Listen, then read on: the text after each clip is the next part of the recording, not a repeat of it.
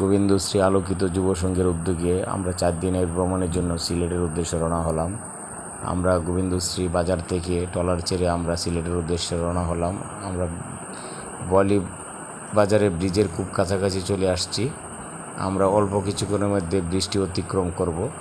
আমাদের সকল সদস্যগণ ট্রলারের উপরে বসে আছেন।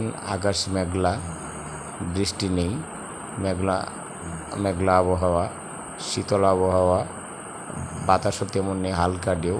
বিশাল বড় একটি ট্রলার আমাদের, সাগর পরিবহন। অনেক সুন্দর ট্রলারটি, কোনো ঝাঁকি বা নড়াচড়া করে না। আমরা এই যে বলিবাজার ব্রিজে অতিক্রম করে আমরা ইসাপুর বলির সামনে হাওর, কাইলেজুরি হাওরের ভিতরে পড়ব। আমরা 4 দিনের ভ্রমণের জন্য আমরা যাব। আমরা সারাদিন আজকে ট্রলারে থাকবো, রাত্রে সাতক গিয়ে পরের দিন ভোরবেলা আমরা সিলেটে পৌঁছবো ইনশাআল্লাহ।